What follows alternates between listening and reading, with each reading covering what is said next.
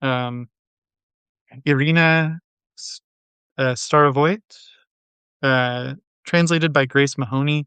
It's out of Lost Horse Press's contemporary Ukrainian series, which Lost Horse Press is at the corner of Washington and Idaho.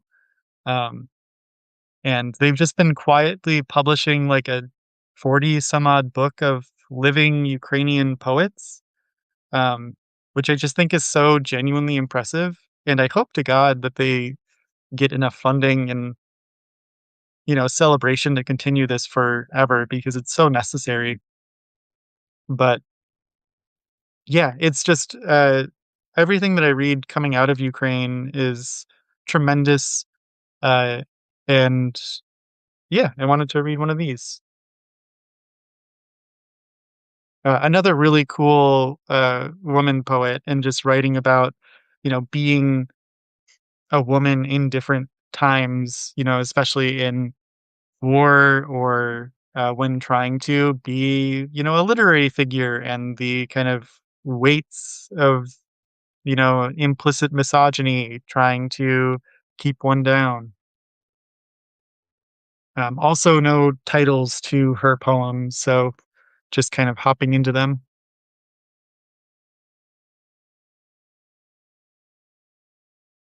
Sometimes we think of our homeland as a personal matter, a mole, a fate, a scar of memory. The unnecessary cannot be crossed out. We live in a clay nation sculpted from several halves.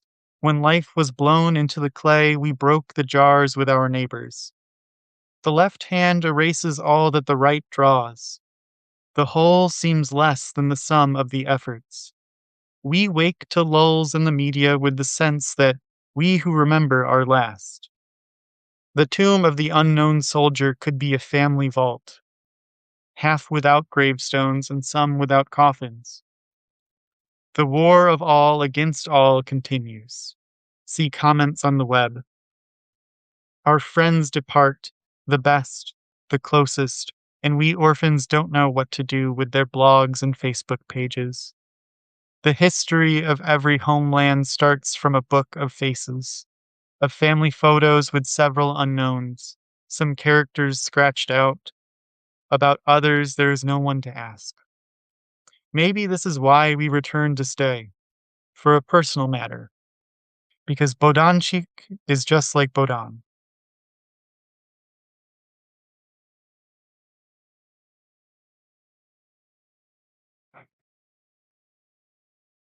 You were only in an episode of my life, but it was an Oscar worthy performance.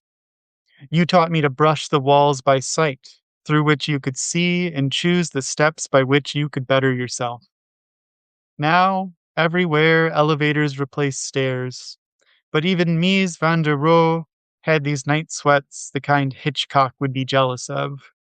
He didn't drive them away with a scream. How can you build skyscrapers after Auschwitz? Less is more? And what does it all mean? And after 9/11? Let's not talk politics like in the elevator. There's no exit between floors. Let's talk about the imperfection of a world that wasn't built by us. Well, and who of us managed to leave it better than we found it? Now they say the most fashionable architects build not buildings, but places of memory.